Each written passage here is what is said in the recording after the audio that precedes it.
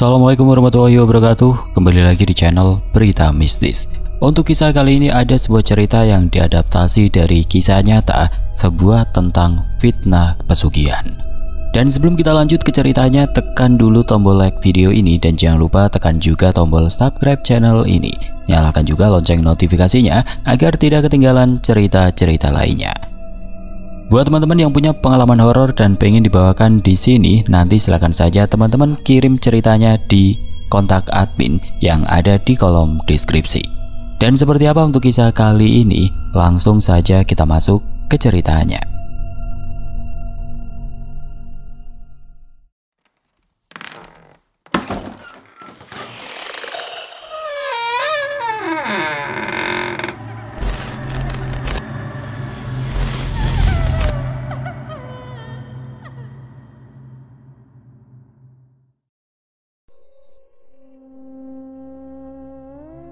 Matahari baru saja terbit di Desa Panjang, sebuah desa kecil di lereng perbukitan Jawa Tengah yang dikelilingi hamparan sawah hijau dan deretan pohon kelapa.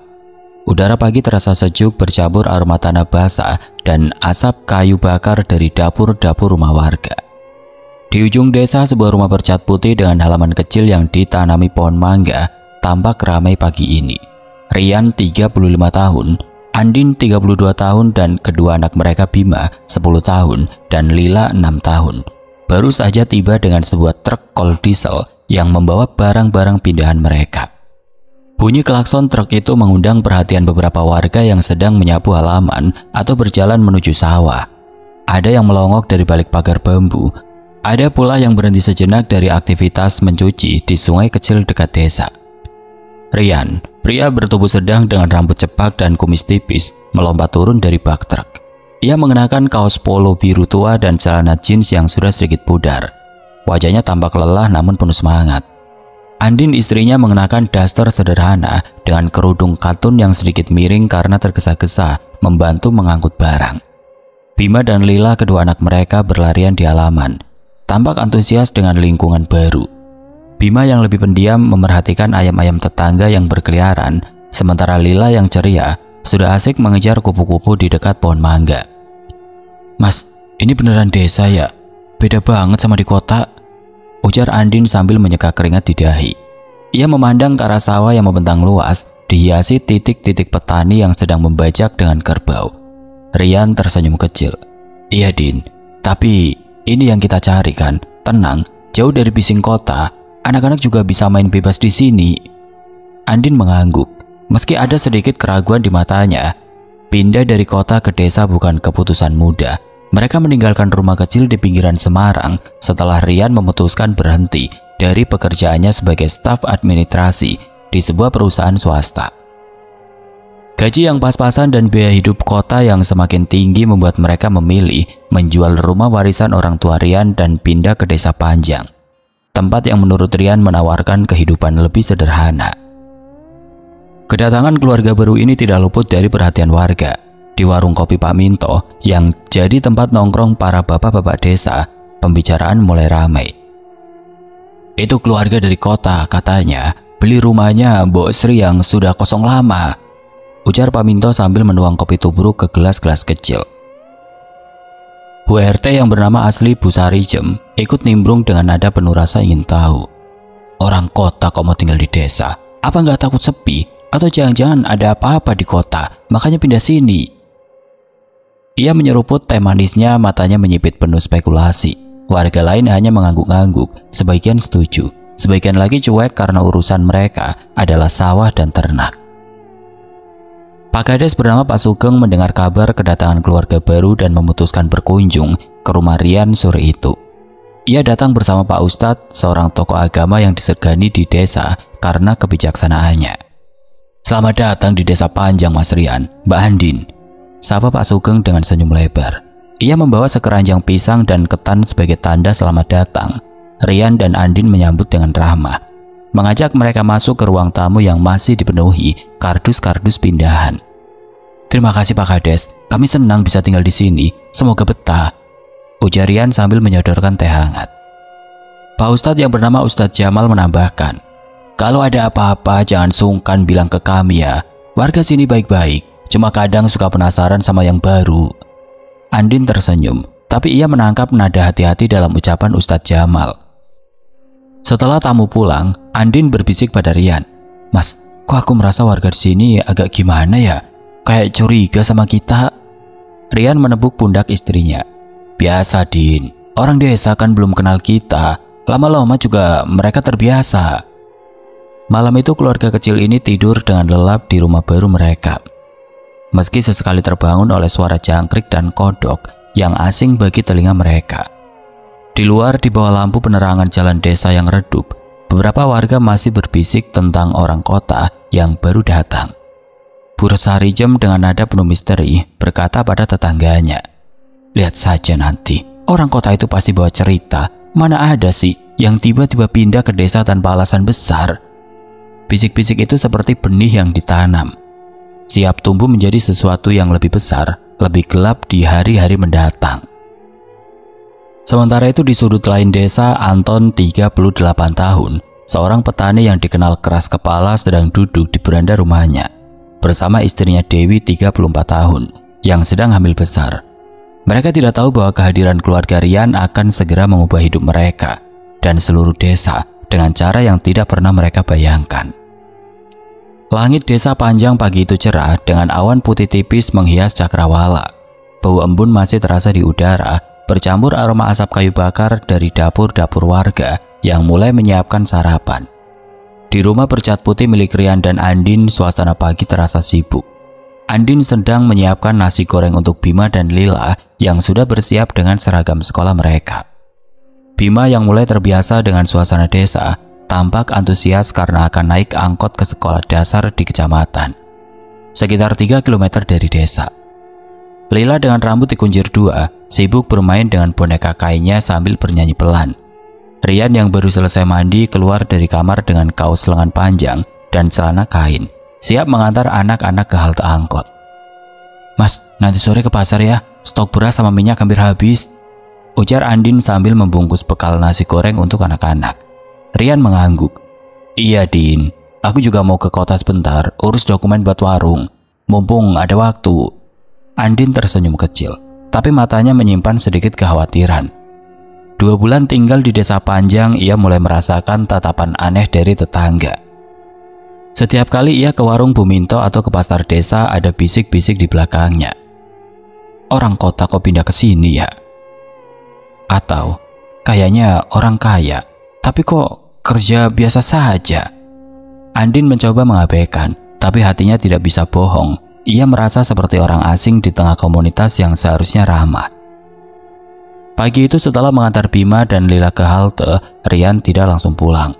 Ia memacu sepeda motor bututnya, sebuah Yamaha Vega tua yang sudah setia menemaninya bertahun-tahun, menuju ke kota.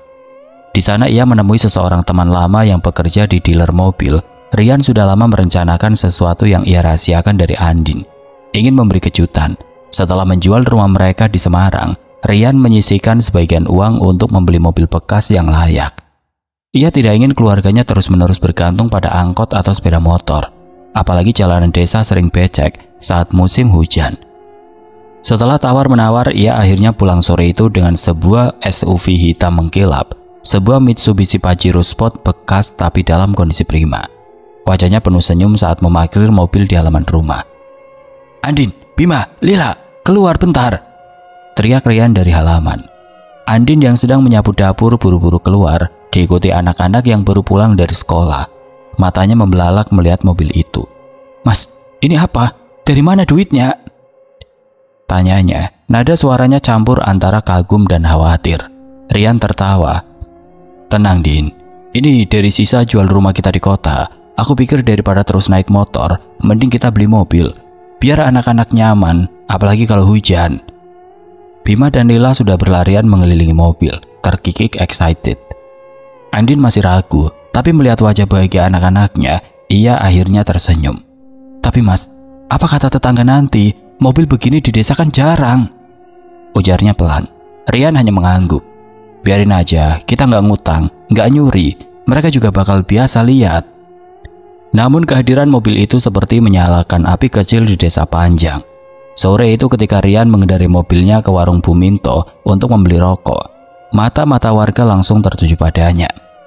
Di warung, Bu Sarijem yang sedang membeli telur langsung menyipitkan mata. "Wah, Mas Rian, mobil baru ya? Cepet amat kaya, baru 2 bulan di sini," katanya dengan nada setengah bercanda, tapi penuh sindiran. Rian hanya tersenyum. "Bukan baru, Bu, bekas saja kok, buat antar anak-anak sekolah." Tapi Bu Sarijem tidak berhenti. Malam itu di pos ronda ia menceritakan ulang kejadian itu dengan tambahan bumbu. "Orang kota itu loh, baru 2 bulan sudah beli mobil mewah. Kerja apa sih dia? Katanya cuma pegawai biasa," ujarnya pada Pak Minto dan beberapa warga lain. Pak Minto yang biasanya cuek ikut nimbrung. "Ya aneh ya, di kota aja dia naik motor butut, kok tiba-tiba bisa beli mobil begitu?" Bisik-bisik itu menyebar cepat, seperti api yang menyambar rumput kering. Di pasar desa keesokan harinya, Andin merasakan tatapan yang lebih tajam dari biasanya. Saat ia membeli sayur dari Mbok Yem, penjual sayur itu berkata setengah berbisik, "Mbak Andin, mobilnya bagus ya, tapi hati-hati loh, orang desa suka iri." Andin hanya tersenyum kecut, tidak tahu harus menjawab apa. Ia mulai merasa tidak nyaman, tapi berusaha menepis pikiran buruk. "Mungkin cuma perlu waktu biar mereka kenal kita," batinnya. Sementara itu di rumah Anton dan Dewi suasana tidak kalah tegang. Dewi yang sudah hamil 9 bulan sering mengeluh sakit pinggang dan sulit tidur. Anton yang bekerja sebagai petani sekaligus buruh serabutan tampak semakin pendiam akhir-akhir ini. Ia sering mendengar bisik-bisik tentang keluarga baru itu, tapi tidak terlalu ambil pusing. Setidaknya sampai Bu Sarijem datang ke rumahnya sore itu. "Mas Anton, lihat nggak mobilnya orang kota itu? Gede, mengkilap, aneh kan? Orang biasa kok bisa beli mobil begitu cepat?" Anton hanya mengangguk, tapi benih kecurigaan mulai tertanam di pikirannya. Ia memandang Dewi yang sedang duduk di depan dengan wajah yang lelah, dan tiba-tiba merasa ada yang tidak beres. "Jangan-jangan," gumamnya pelan, tanpa melanjutkan. Malam itu di warung kopi Pak Minto, pembicaraan tentang mobil Rian semakin liar. Ada yang bilang Rian mungkin menang lotre. Ada pula yang menduga ia terlibat bisnis haram di kota. Bu Sarijem dengan penuh keyakinan menutup obrolan malam itu dengan kalimat yang membuat bulu kuduk merinding. "Kalau bukan lotre, apa jangan-jangan pesugihan? Di desa sebelah kan dulu juga ada yang begitu." Warga lain terdiam, tapi mata mereka penuh spekulasi. Di rumahnya, Rian dan Andin tidak tahu bahwa kecurigaan kecil itu sedang tumbuh menjadi badai yang siap menghantam keluarga mereka. Langit desa panjang pagi itu diselimuti kabut tipis, menyisakan udara dingin yang menusuk kulit. Sawah-sawah di sekitar desa tampak berkilau karena embun, dan suara ayam berkokok bercampur dengan adzan subuh dari masjid kecil di tengah desa. Di rumah-rumah warga, aktivitas pagi mulai berjalan. Ibu-ibu menyalakan tungku untuk memasak, bapak-bapak bersiap ke sawah, dan anak-anak berlarian menuju halte angkot dengan seragam sekolah. Namun pagi yang seharusnya tenang itu seketika berubah mencekam ketika teriakan seorang petani, Pak Slamet, menggema dari pinggir sawah dekat hutan kecil di ujung desa. "Dewi, astagfirullah, Dewi!" teriak Pak Slamet. Suaranya parau penuh kengerian. Ia baru saja selesai memeriksa saluran irigasi ketika melihat sesuatu yang mengerikan di antara semak-semak. Tubuh Dewi, istri Anton yang sedang hamil 9 bulan, tergeletak tidak bernyawa. Wajahnya pucat. Matanya terbuka lebar seolah menyimpan kengerian terakhir yang ia saksikan. Yang lebih mengerikan, perutnya yang sebelumnya membuncit kini tampak kempis, dengan luka sayatan kasar yang masih berdarah. Janin yang ia kandung hilang. Pak Slamet yang biasanya tegar, limbung dan hampir pingsan. Ia berlarian ke desa, berteriak meminta tolong hingga warga berdatangan dengan wajah penuh kebingungan dan ketakutan. Kabar itu menyebar cepat, seperti angin yang membawa daun kering. Dalam hitungan menit, puluhan warga berkumpul di lokasi. Ada yang menangis, ada yang berdoa, dan ada pula yang menatap kosong, tidak percaya dengan pemandangan mengerikan itu. Bu Sarijem yang tidak pernah absen dari keramaian sudah ada di sana, menutup mulutnya dengan ujung kerudung sambil berbisik pada tetangga. "Ini bukan ulah manusia biasa, ini pasti ada kaitannya sama yang gaib." Anton yang mendengar kabar dari seorang tetangga berlari dari rumahnya dengan wajah pucat. Ketika melihat tubuh istrinya, ia ambruk. "Dewi, Dewi, bangun, ya Tuhan, kenapa begini?" Raungnya memeluk tubuh istrinya yang sudah dingin. Warga berusaha menenangkan, tapi Anton tidak bisa dihentikan. Ia menangis histeris, tangannya gemetar mencengkeram tanah. Pak Kades Sugeng dan Ustadz Jamal tiba tidak lama kemudian. Pak Sugeng langsung meminta warga menjauh agar polisi yang sudah dihubungi bisa memeriksa lokasi. Ustadz Jamal memimpin doa, suaranya bergetar saat membaca ayat-ayat suci, mencoba menenangkan warga yang mulai panik. Sabar, warga sekalian, kita serahkan ini ke pihak berwenang, jangan sampai kita berprasangka buruk tanpa bukti. Ujarnya dengan nada tegas, tapi suaranya tenggelam di tengah bisik-bisik warga. Di antara kerumunan, Bu Sarijem kembali beraksi. Pak Ustadz, ini bukan cuma kriminal, ini ada bau-bau pesugihan. Ingat kan, dulu di desa sebelah juga ada kejadian begini, bayi diambil buat tumbal. Warga lain mulai mengangguk, meski sebagian masih ragu. Kata pesugihan seperti percikan api di tengah tumpukan jerami kering. Sementara itu di rumah Rian dan Andin, pagi itu berjalan seperti biasa. Andin sedang menjemur pakaian di halaman, sementara Rian memperbaiki pagar bambu yang sedikit rusak. Bima dan Lila sudah berangkat ke sekolah dengan angkot. Andin yang mendengar keributan dari kejauhan bertanya pada tetangga yang lewat. Itu kenapa rame-rame, Bu? Tetangga itu seorang ibu parubaya bernama Bu Tarmi, menjawab dengan wajah pucat. Dewi, istri Mas Anton meninggal, Mbak. Katanya janinnya hilang. Astagfirullah, ngeri banget. Andin terpana, tangannya yang memegang baju basah gemetar. Innalillahi, kok bisa begitu, Bu? Tanyanya, tapi Bu Tarmi hanya menggeleng, buru-buru pergi karena takut membayangkan kejadian itu. Rian yang mendengar percakapan itu mendekati Andin. Kamu dengar, Mas? Katanya ada warga yang meninggal, janinnya hilang. Ujar Andin dengan nada cemas. Rian mengerutkan kening. Ya Tuhan, serem banget. Kita ke sana yuk, lihat apa yang terjadi. Andin ragu. Jangan Mas, kita kan masih baru di sini. Nanti malah dikira ikut-ikutan. Tapi Rian bersikeras. Kita cuma lihat, Din, biar tahu apa yang terjadi. Kita kan juga bagian dari desa ini sekarang. Dengan berat hati Andin mengangguk. Mereka berjalan menuju kerumunan, meninggalkan rumah dengan mobil SUV hitam yang terparkir di halaman, tanpa menyadari bahwa kehadiran mereka di lokasi akan memperburuk segalanya. Di tengah kerumunan, Anton masih menangis di samping tubuh istrinya yang kini ditutupi kain putih oleh warga. Matanya merah, penuh kemarahan dan kebingungan. Saat ia mendongak, ia melihat Rian dan Andin berdiri di pinggir kerumunan. Mobil mewah Rian yang pagi itu sempat ia kendarai ke pasar tiba-tiba muncul di pikiran Anton. Bisik-bisik Bu Sarijem tentang pesugihan dan orang kota bergema di kepalanya. Kalian? Teriak Anton tiba-tiba menunjuk Rian. Kalian pasti tahu sesuatu. Orang kota macam kalian bawa sial ke desa ini. Warga terdiam, menoleh ke arah Rian dan Andin. Andin memegang lengan Rian erat. Wajahnya pucat. Rian mengangkat tangan, mencoba menenangkan. Mas Anton, saya nggak tahu apa-apa. Kami cuma datang lihat, ikut prihatin. Tapi suara Anton yang penuh amarah menenggelamkan penjelasan Rian. Jangan bohong, kalian datang ke sini terus istriku mati. Mobil mewah itu dari mana? Pak Ustadz bergegas mendekati Anton, memegang pundaknya. Mas Anton, tenang, jangan nuduh sembarangan. Kita nggak punya bukti apa-apa. Tapi Anton menepis tangan Ustadz Jamal, matanya liar. Warga mulai berbisik lagi, dan kali ini nama Rian disebut-sebut dengan nada curiga. Andin menarik tangan Rian, berbisik, Mas, kita pulang aja, aku takut. Rian mengangguk, dan mereka bergegas meninggalkan kerumunan, diikuti tatapan warga yang kini penuh kecurigaan. Malam itu di warung kopi Pak Minto, pembicaraan tentang kematian Dewi semakin liar. Bu Sarijem dengan penuh keyakinan berkata, lihat saja, orang kota itu pasti ada main sama ilmu hitam. Bayi Dewi hilang, mobil mereka muncul. Kebetulan ya?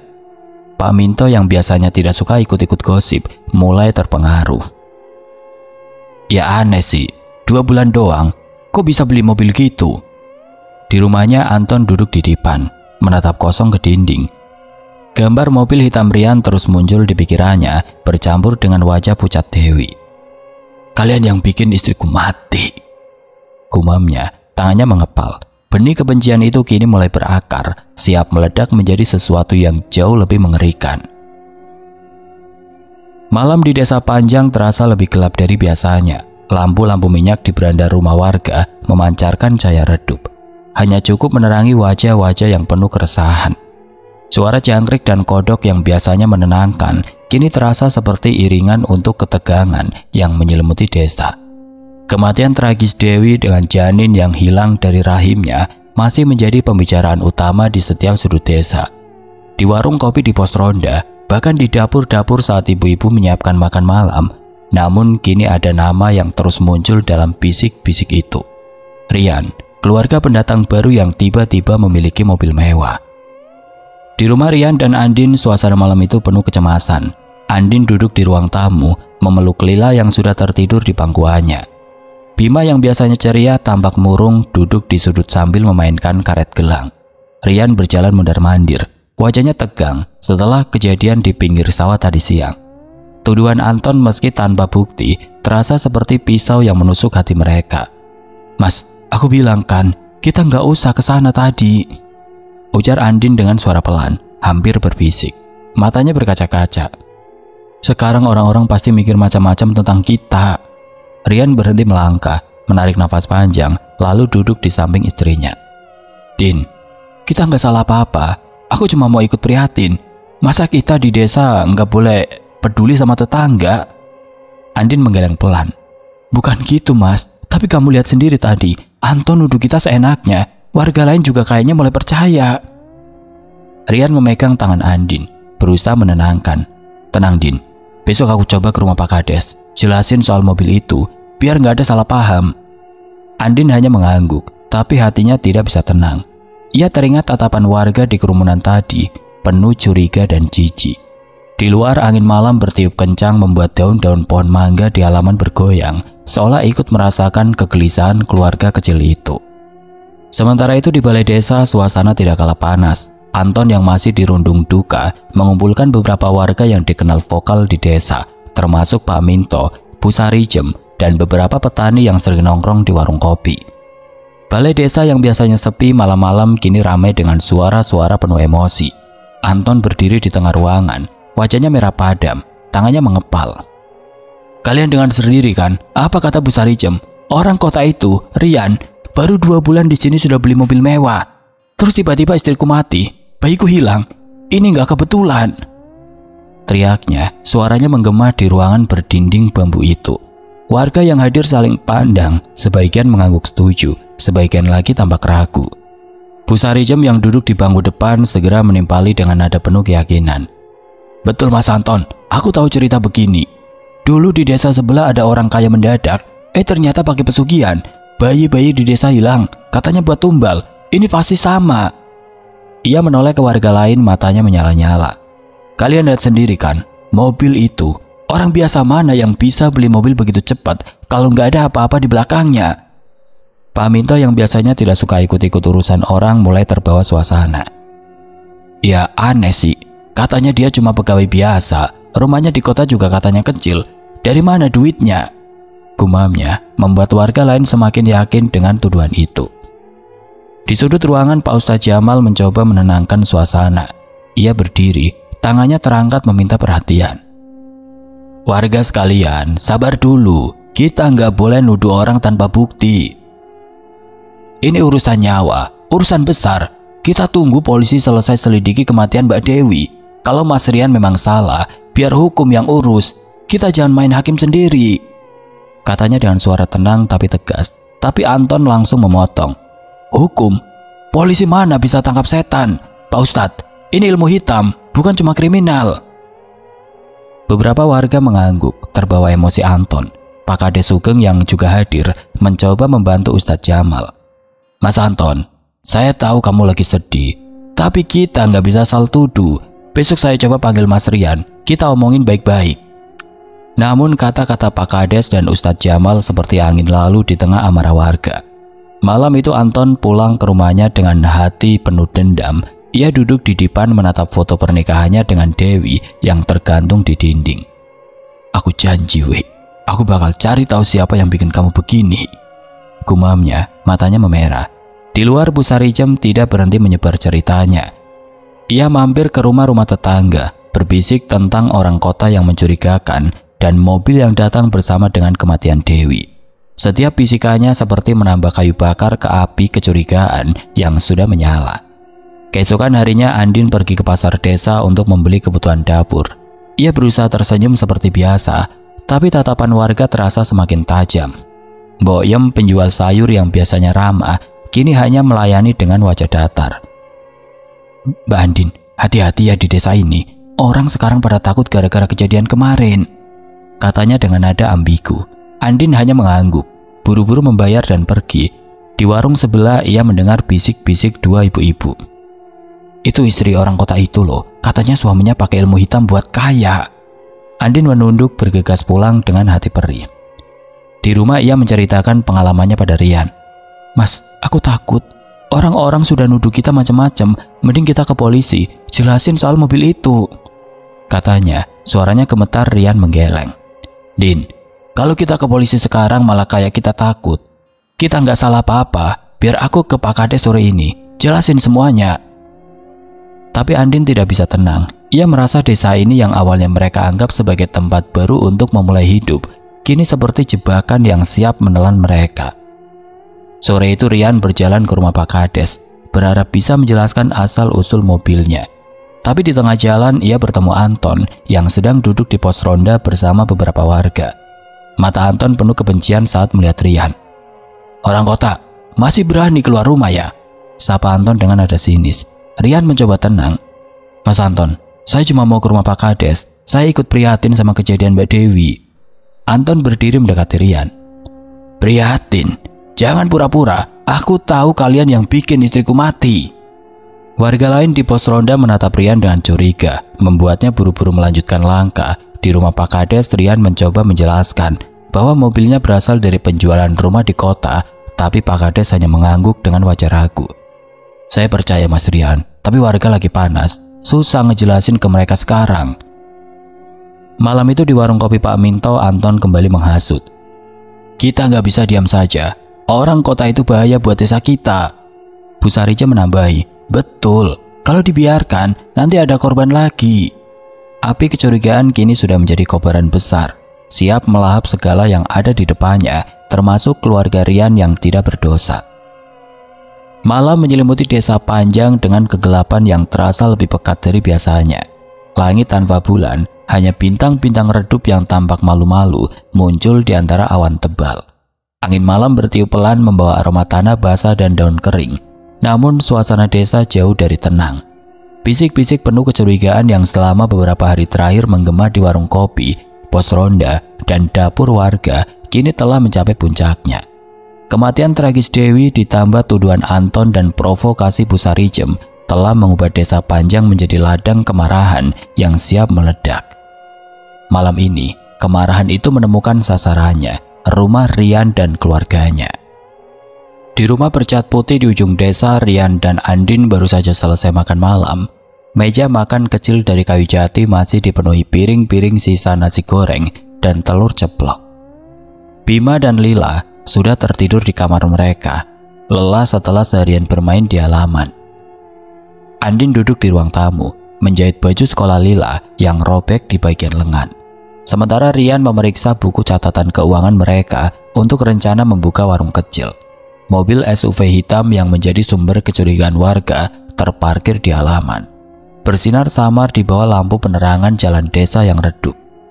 "Mas, aku masih nggak tenang," ujar Andin tiba-tiba. Tangannya berhenti menjahit. "Tadi di pasar, orang-orang pada bisik-bisik soal kita. Ada yang bilang kita bawa sial." Rian menutup buku catatannya, memandang istrinya dengan wajah serius. "Din, aku sudah jelasin ke Pak Kades soal mobil. Dia bilang dia bakal coba ngomong sama warga. Kita nggak salah apa-apa. Mereka cuma lagi panik karena kejadian Mbak Dewi." Andin mengangguk, tapi matanya penuh keraguan. "Tapi Mas, Anton itu, dia kayak orang kesurupan tadi. Aku takut dia bikin masalah." Rian memegang tangan Andin, berusaha menenangkan. "Tenang Din, kalau ada apa-apa kita lapor polisi. Kita nggak usah takut, kita kan nggak salah." Andin hanya tersenyum tipis, tapi hatinya tetap gelisah. Ia teringat tatapan Anton di pos ronda, penuh kebencian, dan bisik-bisik Bu Sarijem yang seolah menanam racun di hati warga. Malam itu mereka tidur dengan perasaan tidak nyaman, tanpa tahu bahwa bahaya sedang mengintai. Di sisi lain desa, di warung kopi Pak Minto, suasana jauh dari biasa. sekelompok keluarga dipimpin Anton berkumpul dengan wajah-wajah penuh amarah. Anton berdiri di tengah, tangannya memegang sebilah golok yang biasa ia gunakan untuk memotong kayu bakar. Matanya merah penuh dendam. Kalian dengar sendiri kan? Apa kata Bu Sarijem? Orang kota itu pakai ilmu hitam, istriku mati, bayiku hilang, dan mereka seenaknya naik mobil mewah. Kita nggak bisa diam saja. Teriaknya, suaranya menggema di warung yang hanya diterangi lampu minyak. Bu Sarijem yang berdiri di dekatnya menambah dengan nada penuh keyakinan. Betul Mas Anton, aku tahu cerita begini. Di desa sebelah orang yang pakai pesugihan selalu kaya mendadak. Bayi-bayi hilang buat tumbal. Kita nggak boleh biarkan orang kota itu bikin desa kita celaka. Warga lain yang awalnya ragu mulai terbawa emosi. Pak Minto yang biasanya netral ikut bersuara. Iya aneh sih. 2 bulan doang, kok bisa beli mobil begitu? Pasti ada apa-apa. Beberapa pemuda desa seperti Joko dan Slamet yang dikenal suka ikut-ikutan keributan mulai bersorak. Bakar rumahnya biar kapok. Anton mengangguk, wajahnya penuh tekad. Malam ini kita selesaikan, biar mereka tahu desa kita bukan tempat buat orang macam mereka. Ia mengangkat goloknya diikuti sorak-sorai warga yang sudah terbakar amarah. Mereka mengambil obor dari kayu bakar. Beberapa membawa kaleng berisi bensin yang biasa digunakan untuk mesin pompa air sawah. Tanpa berpikir panjang mereka bergerak menuju rumah Rian seperti kawanan serigala yang haus darah. Di rumah Rian malam sudah larut. Jam dinding menunjukkan pukul 11 lewat. Andin baru saja mematikan lampu ruang tamu bersiap untuk tidur. Ketika suara keributan dari luar membuatnya tersentak. Mas, itu apa? Bisiknya membangunkan Rian yang sudah setengah tertidur. Rian bangun, mendengar suara teriakan dan langkah kaki yang mendekat. Ia bergegas ke jendela, mengintip dari celah-celah tirai. Di kejauhan ia melihat cahaya obor dan puluhan warga yang berjalan menuju rumah mereka. Pesugihan, pembunuh bayi. Terdengar teriakan Anton diikuti sorak-sorai warga. Wajah Rian pucat. Din, bangunin anak-anak, cepat. Perintahnya suaranya gemetar. Andin berlari ke kamar Bima dan Lila mengguncang tubuh mereka. Bima, Lila, bangun, kita harus pergi. Lila menangis bingung, sementara Bima memeluk ibunya dengan wajah ketakutan. Tapi sudah terlambat, masa sudah sampai di halaman rumah. Bensin disiramkan ke dinding-dinding kayu rumah mereka, diikuti lemparan obor yang langsung menyalakan api. Dalam hitungan detik, kobaran api melahap rumah itu. Rian mencoba membuka pintu depan, tapi massa di luar mendorong pintu itu kembali, meneriakkan tuduhan-tuduhan penuh kebencian. Bakar! Biar mati orang jahat, teriak Joko salah satu pemuda desa. Andin memeluk Bima dan Lila di sudut ruangan, menangis histeris. Mas, tolong anak-anak. Rian berusaha menendang pintu belakang tapi api sudah menyebar ke seluruh rumah. Asap tebal memenuhi ruangan, membuat mereka tersedak. Jeritan keluarga kecil itu tenggelam di tengah sorak-sorai warga yang histeris. Di kejauhan Pak Ustadz Jamal dan Pak Kades Sugeng yang baru mendengar kabar keributan dari seorang warga berlari menuju lokasi. Astagfirullah, apa ini? Teriak Pak Ustadz melihat kobaran api yang sudah melahap rumah Rian. Pak Kades berusaha mendorong massa berteriak. Berhenti, kalian gila, ini nyawa orang. Tapi massa tidak mendengar. Terlalu larut dalam kemarahan mereka, Anton berdiri di depan, memandang api dengan mata kosong, seolah tidak percaya apa yang ia mulai. Di dalam rumah jeritan Rian, Andin, Bima, dan Lila perlahan melemah, digantikan suara kayu yang runtuh dan api yang menggenggam. Ketika api akhirnya padam, yang tersisa hanyalah puing-puing hitam dan bau asap yang menyengat. Pak Ustadz jatuh berlutut, menangis sambil berdoa. Pak Kades memandang massa dengan wajah penuh kemarahan dan kecewaan. Kalian sudah jadi iblis, teriaknya, tapi warga hanya menunduk. Beberapa mulai menyadari kekejaman yang baru saja mereka lakukan. Anton yang masih berdiri di depan puing-puing tiba-tiba ambruk, menangis terseduh. Aku cuma mau balas dendam buat Dewi, gumamnya, tapi suaranya penuh penyesalan. Malam itu desa Panjang kehilangan lebih dari sekedar satu keluarga. Mereka kehilangan kemanusiaan mereka, terbakar bersama api yang mereka nyalakan sendiri. Pagi di desa Panjang terasa seperti dunia yang berbeda. Matahari terbit dengan malu-malu, tersembunyi di balik awan kelabu yang seolah mencerminkan duka yang menyelimuti desa. Bau asap masih tercium di udara, sisa dari kobaran api yang semalam melahap rumah Rian dan keluarganya. Puing-puing hitam yang dulunya adalah rumah bercat putih kini menjadi monumen bisu atas kekejaman warga. Di sekitar lokasi beberapa warga berjalan dengan kepala tertunduk. Sebagian berbisik dengan nada penuh penyesalan, sementara yang lain memilih menghindari tempat itu sama sekali. Desa yang biasanya ramai dengan suara tawa anak-anak dan obrolan ibu-ibu di pasar, kini terasa hening, seperti sedang menahan nafas. Di balai desa, Pak Kades Sugeng duduk dengan wajah muram. Tangannya memegang secangkir kopi tubruk yang sudah dingin. Di sampingnya Ustadz Jamal berdoa dengan tasbih di tangan, matanya merah karena menangis semalaman. Mereka masih tidak percaya bahwa warga desa Panjang yang selama ini dikenal ramah dan gotong royong bisa berubah menjadi massa yang membabi buta. "Ini salah kita juga, Mal," ujar Pak Sugeng dengan suara parau. "Kita tahu warga lagi panas, tapi kita nggak cukup tegas buat nahan mereka." Ustadz Jamal menggeleng pelan. "Bukan salah kita, Sugeng, tapi kita terlambat. Anton dan Bu Sarijem itu, mereka yang menyulut api. Tapi kita semua yang biarin api itu membesar." Keduanya terdiam. Pikiran mereka dipenuhi gambaran cerita keluarga Rian yang tenggelam di tengah kobaran api. Sementara itu kabar tentang tragedi itu sampai ke kota. Mas Andi, adik Rian yang tinggal di Semarang, menerima telepon dari seorang tetangga desa pagi itu. "Andi, kakakmu rumahnya dibakar. Mereka nggak selamat," ujar suara di ujung telepon terbata-bata. Andi yang sedang sarapan bersama istrinya menjatuhkan sendoknya. Wajahnya pucat, tangannya gemetar. "Apa?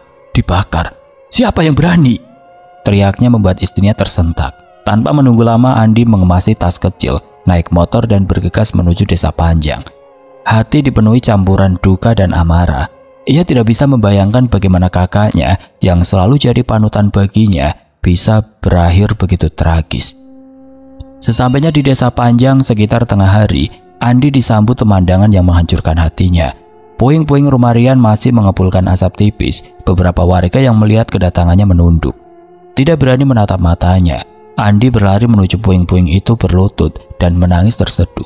"Mas Rian, Mbak Andin, Bima, Lila." Tangannya mencengkram tanah bercampur abu. Pak Kades dan Ustadz Jamal yang mendengar kedatangan Andi buru-buru mendekati. "Mas Andi, sabar, kami ikut berduka," ujar Pak Kades. Suaranya penuh penyesalan. Andi menoleh, matanya penuh kemarahan. "Sabar? Rumah kakakku dibakar, keluarga kamu mati, dan kalian bilang sabar? Siapa yang ngelakuin ini?" Ustadz Jamal memegang pundak Andi, mencoba menenangkan. "Mas, kami coba hentikan, tapi terlambat. Warga, mereka terbawa emosi. Anton yang menghasut. Katanya Mas Rian pakai pesugihan." Andi tertawa pahit. "Pesugihan? Kakakku orang paling jujur. Mobil itu dari hasil jual rumah kami di kota. Kalian gak tanya dulu, gak cari tahu, langsung bakar rumah orang." Warga yang ada di sekitar mendengar teriakan Andi semakin menunduk. Beberapa mulai menangis menyadari kesalahan mereka. Bu Sarijem yang berdiri di kejauhan buru-buru pergi, tidak sanggup menghadapi Andi. Pak Kades mengajak Andi ke balai desa untuk menjelaskan kejadian semalam. Di sana Andi menceritakan dengan detail bagaimana Rian menjual rumah warisan orang tua mereka di Semarang untuk memulai hidup baru di desa. "Rumah itu kecil, tapi harganya lumayan karena lokasinya di pinggir kota. Mas Rian beli mobil bekas buat keperluan keluarga, biar anak-anak gak kehujanan kalau ke sekolah. Dia gak pernah nyuri duit orang, apalagi pakai ilmu hitam," ujar Andi suaranya penuh emosi. Pak Kades dan Ustadz Jamal hanya bisa menunduk, merasa bersalah karena tidak mampu mencegah tragedi itu. "Kami cuma dengar dari Anton dan Bu Sarijem, mereka bilang mobil itu tanda pesugihan, apalagi setelah kejadian Mbak Dewi," ujar Pak Kades, mencoba menjelaskan. Sore itu kabar penjelasan Andi menyebar di desa. Beberapa warga mulai berkumpul di balai desa, ingin mendengar langsung. Andi berdiri di depan mereka, memegang foto keluarga Rian yang ia bawa dari Semarang. "Ini kakakku, istri dan anak-anaknya. Mereka orang baik-baik. Mereka pindah ke sini buat hidup tenang, bukan buat bikin masalah. Tapi kalian tanpa bukti bakar rumah mereka. Kalian bunuh satu keluarga." Warga yang hadir menangis. Beberapa berlutut meminta maaf, tapi Andi hanya menggeleng. "Maaf, kalian gak bisa balikin nyawa mereka," katanya, lalu pergi dengan air mata mengalir. Anton yang mendengar kabar itu dari rumahnya merasa dunianya runtuh. Ia duduk di depan menatap foto Dewi yang tersenyum di dinding. Penjelasan Andi seperti tamparan keras baginya.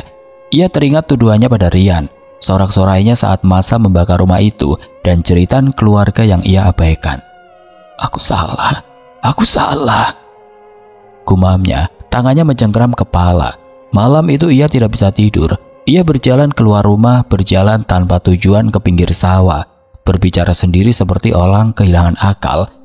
Dewi, maafin aku bikin orang tidak berdosa mati. Warga yang melihatnya mulai berbisik, menyebut Anton sudah gila karena rasa bersalah. Di warung kopi Pak Minto, suasana tidak lagi ramai seperti biasa. Warga yang dulu bersorak kini duduk dengan wajah murung. Bu Sarijem yang biasanya vokal kini jarang muncul, takut menghadapi tatapan warga lain. Kita semua salah, ujar Pak Minto, menyeruput kopinya dengan pelan. Kita ikut-ikutan Anton tanpa pikir panjang. Warga lain hanya mengangguk, tidak tahu harus berkata apa. Desa Panjang yang dulunya damai kini terasa seperti tempat yang dikutuk oleh kesalahan mereka sendiri. Sementara itu polisi yang menyelidiki kematian Dewi mulai menemukan petunjuk baru. Mereka mendapat laporan dari desa sebelah tentang seorang juragan kaya yang dikenal terlibat praktik aneh. Namun kebenaran itu masih jauh dari jangkauan warga desa Panjang. Untuk saat ini mereka hanya bisa hidup dengan penyesalan, menatap puing-puing rumah Rian sebagai pengingat akan dosa yang tidak akan mereka lupakan.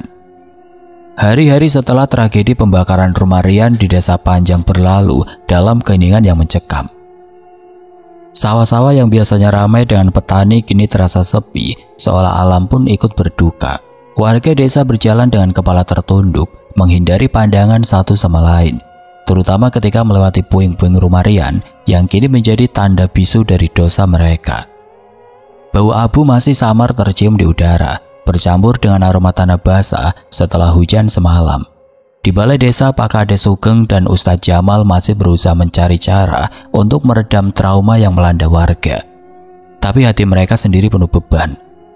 Kita harus adain doa bersama, Jamal, ujar Pak Sugeng dengan suara lelah.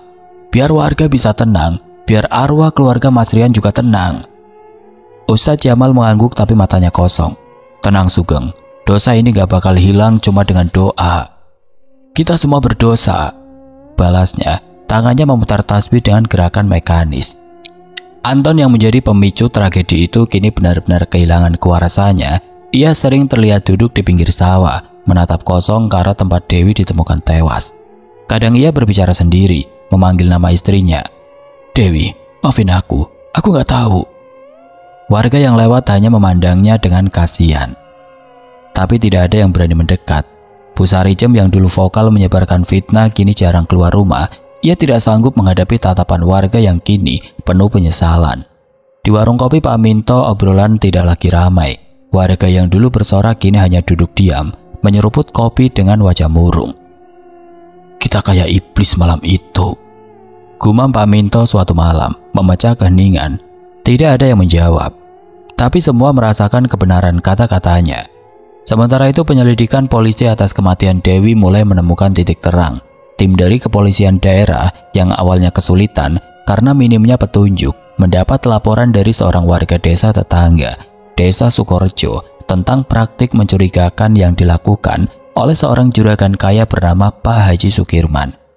Pria itu dikenal sebagai rentenir yang sering meminjamkan uang dengan bunga tinggi. Tapi desas-desus di desa sebelah menyebutkan bahwa ia terlibat dalam ritual-ritual gelap untuk menambah kekayaan. Seorang polisi muda Bribka Dedi yang ditugaskan menyelidiki kasus ini mulai mencium ada kaitan antara kematian Dewi dan praktik Pak Haji Sukirman.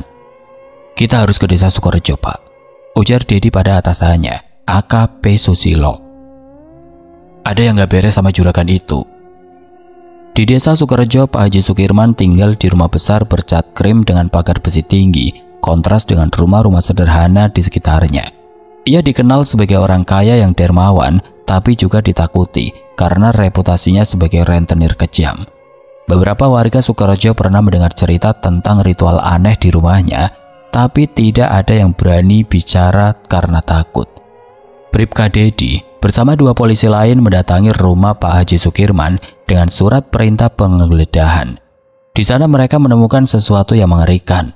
sebuah kamar kecil di belakang rumah penuh dengan benda-benda ritual seperti kemenyan, kain merah, dan tulang-tulang kecil yang mencurigakan.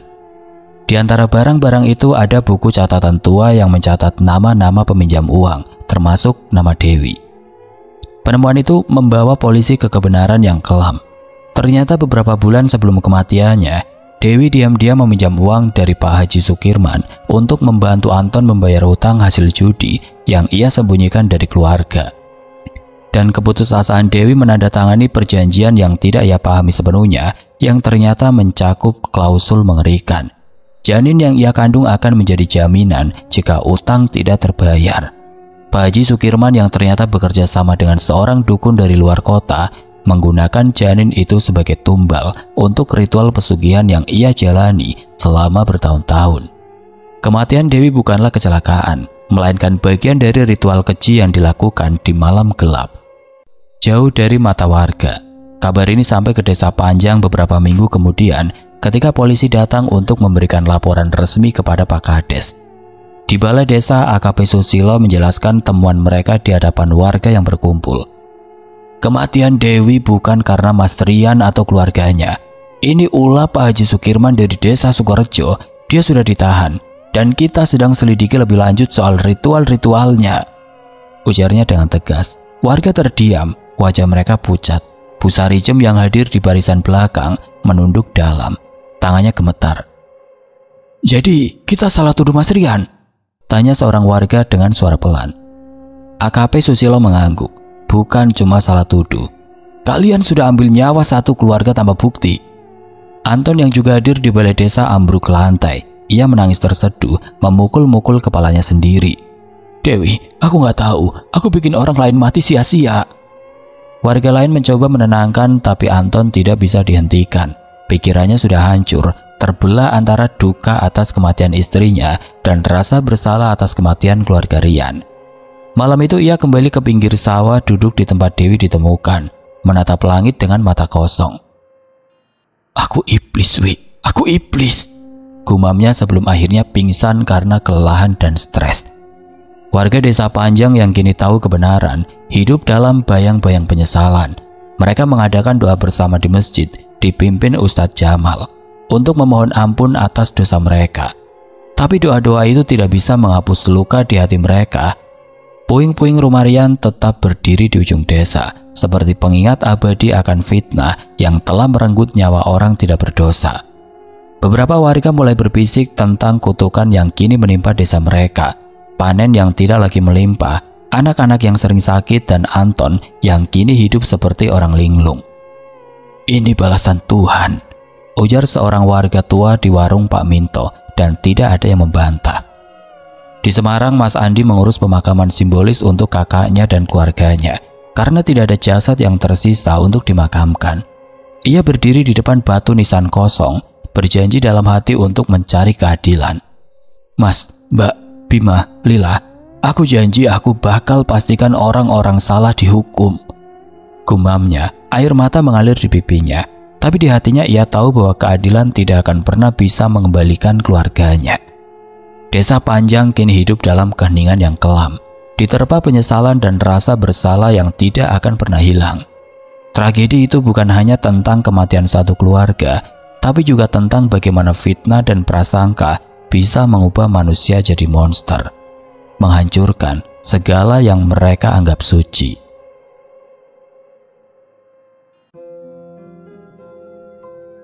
Oke teman-teman, sekian untuk kisah kali ini. Semoga apa yang sudah saya bagikan dalam kisah ini dapat dijadikan pembelajaran untuk kita semua.